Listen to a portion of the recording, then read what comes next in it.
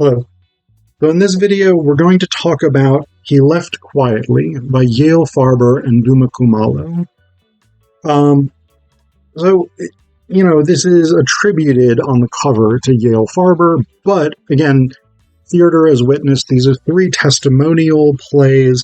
They are based on artistically arranged information from actual testimony given in South Africa's Truth and Reconciliation Commission, testimony given by the people who experienced these events. And so this is based on the story of Duma Kumalo, who was a member of the Sharpeville Six.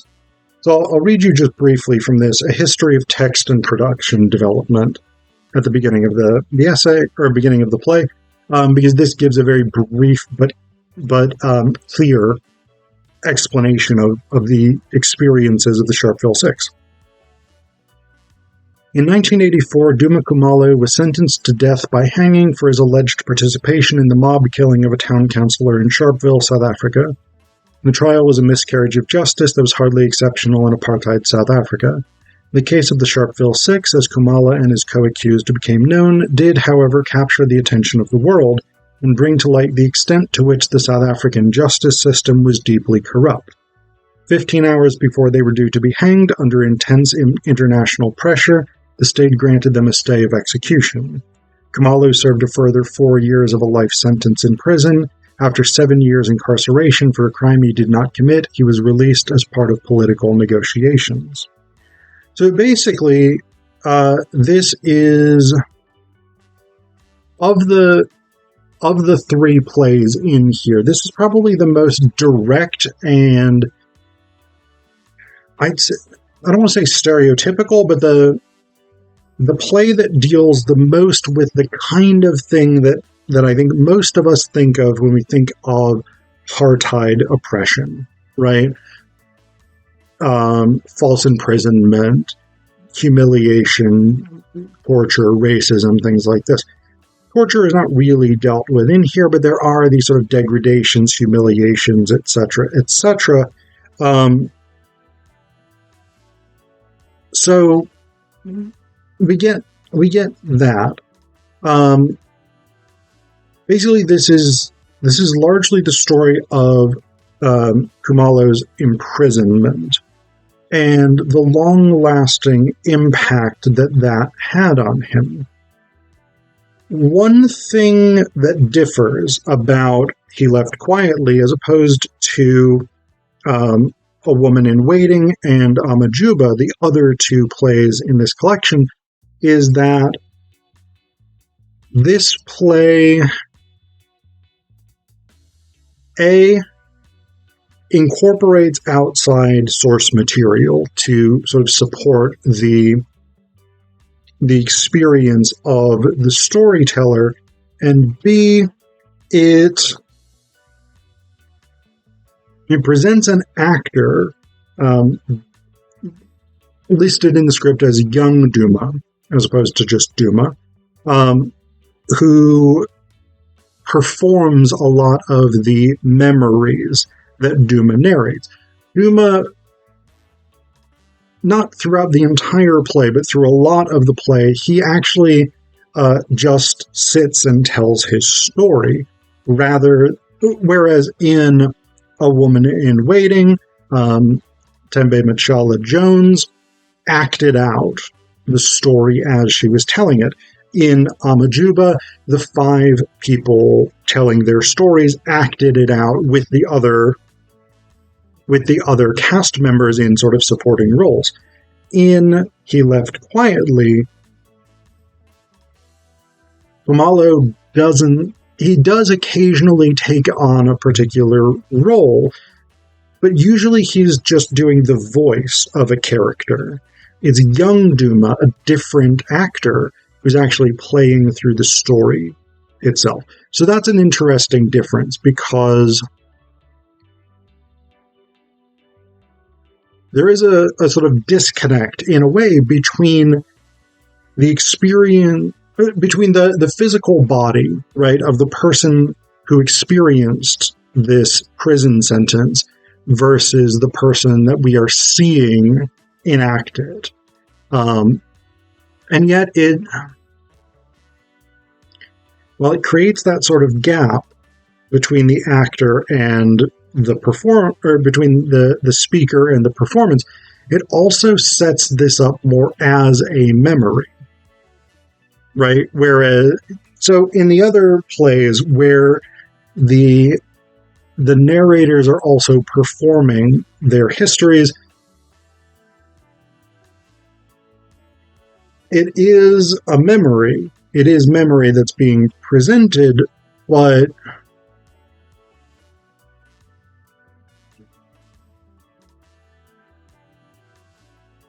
there's more of an immediacy to it, right? It's not, the character is not looking back, or the character is only sort of looking back, is probably a better way of putting it, if they're also living that in the moment.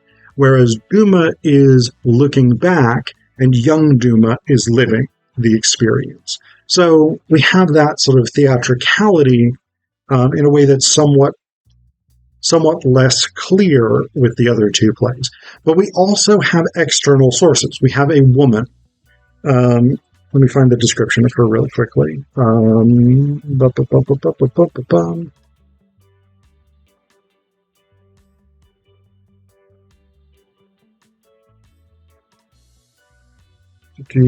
Amongst the audience sits a woman in her mid-30s. She is white and nondescript. She has a notepad and pen on her lap and cigarettes in her pocket. She is indistinguishable from the other audience members. Her status as a member of the production's cast will only be revealed when she begins to speak. She is someone who has come to the Truth and Reconciliation Commission. She seems to be a researcher, a reporter, something like this, and she's trying to get sort of more information about Kumalo's story. And she is largely the one who sort of brings in outside documents to support the tale that Duma's memories evokes of apartheid oppression. So there's this one portion, for instance, where Duma just gets finished telling this story where another prisoner had insulted him, and so he ended up punching the guy in the face, and then that guy was taken to be hanged, and they never got to reconcile. And so it says here, woman smoking and reading from a document. The white regime in South Africa had the distinction of being one of the bloodiest in history, boasting one of the highest execution rates in the world. Between 1910 and 1989, more than 4,500 people were hanged. Approximately half of those were put to death during the 80s, at the height of the anti-apartheid struggle. It is no coincidence that under the apartheid government, over 97% of the men who went through the trapdoor were black. As an example of such racial disparity, in the period June 1982 to June 1983, of 81 blacks convicted of murdering whites, 31 were executed. Of the 52 whites convicted of murdering whites, 1 was hanged. Of the 21 whites convicted of murdering blacks during this period, none were hanged. And this comes from the death penalty in South Africa, Graham Simpson and Lloyd Vogelman. And that's one of the things I like about Yael Farber. She tends to document her sources when she uses any sort of outside material. But this incorporation of additional source material sort of draws this out from being just, here is my memory. I, as the speaker, am conveying what I experienced and what I remember to, this is an accurate and authentic document about the experiences of people in South Africa during this period, and it is supported by external documentation that establishes the validity of these claims.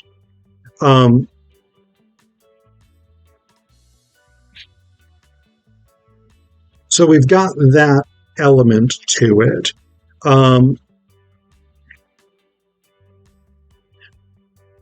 This is also the play of the three that is sort of most interested in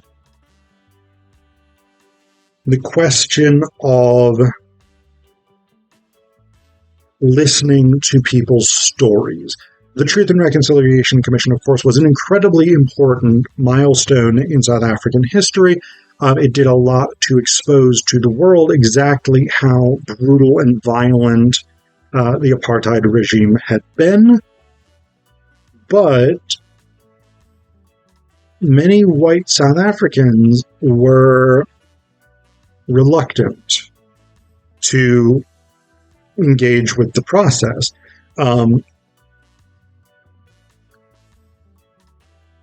For some of them, they did definitely engage, particularly those who went and testified before the Amnesty Committee, which was there were three branches of the TRC. The Amnesty Committee was the one where perpetrators of apartheid violence could go. They could testify about what they had done, and basically they could get official state-sanctioned forgiveness for their actions.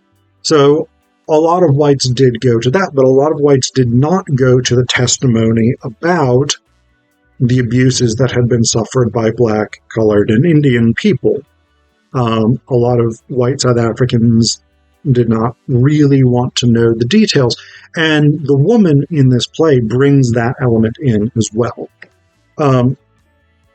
That being said, I don't really want to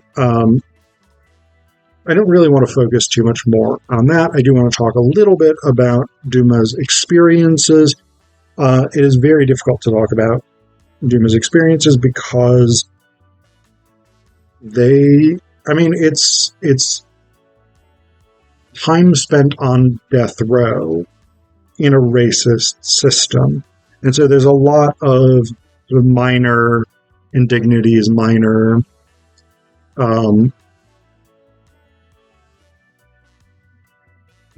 things, but there's also systematic.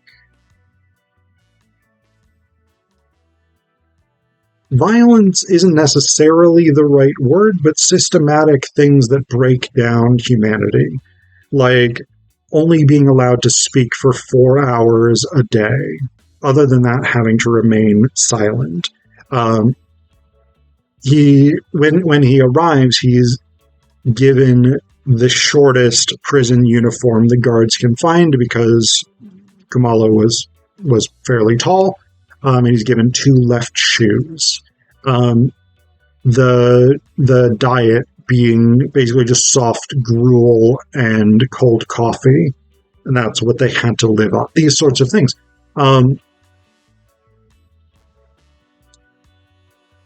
So there's a lot of stuff like that that's just sort of, again, this not necessarily like flashy torture, violence, things like this, but day-to-day degradations that break down the sense of humanity that one has. And Kumalo talks about this, about people who tried to take their own lives, including himself. And they were not allowed to. They were prevented from killing themselves because their lives belonged to the state. So Kumalo talks about trying to kill himself by eating shards of broken glass from the window pane. And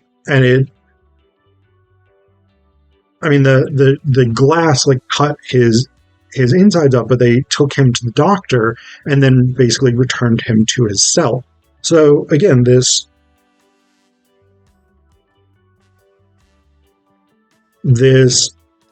callous brutality of apartheid.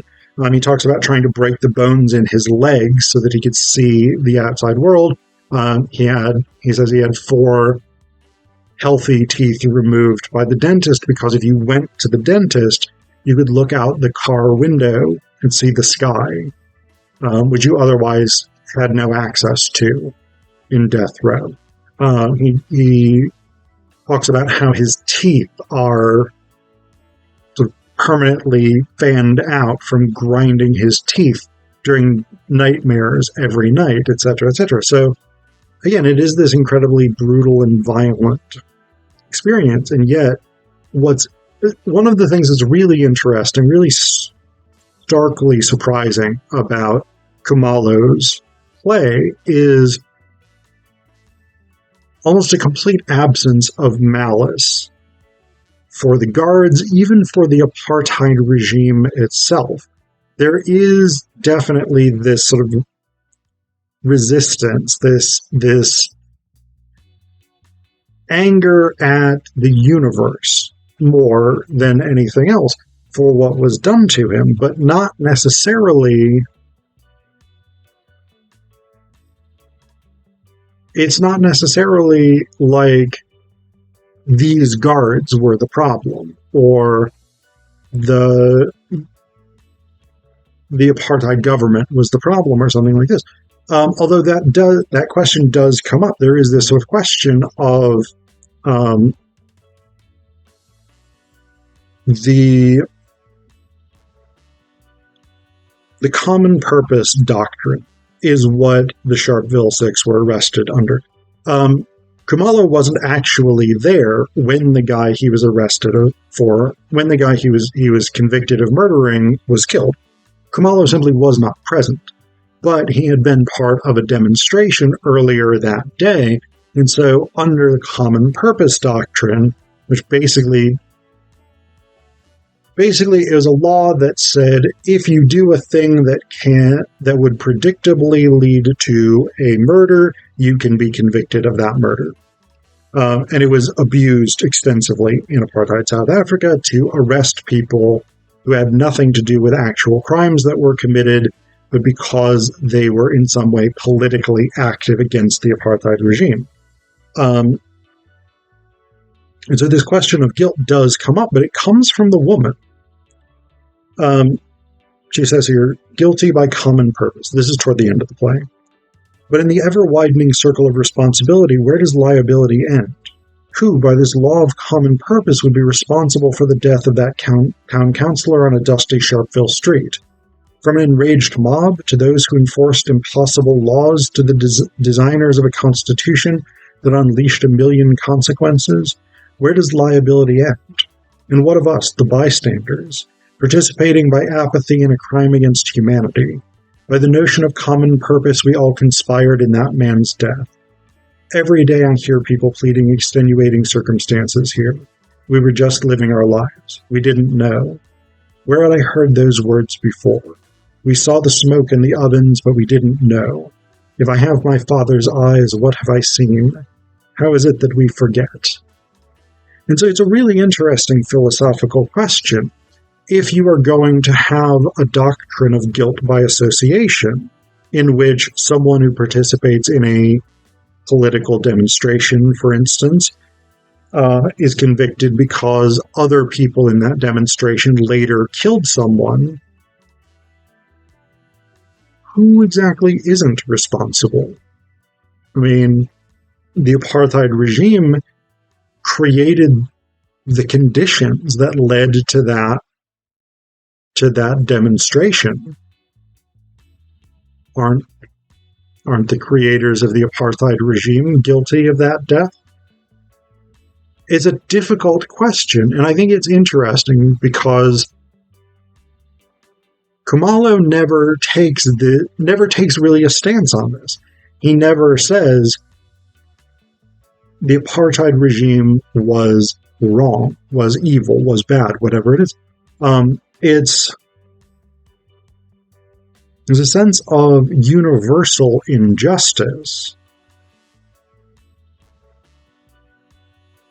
but there's not a sense of a desire for retribution, which of course is what the TRC was meant to do. It was meant to move South Africa beyond a cycle of violence, to whatever extent it was successful.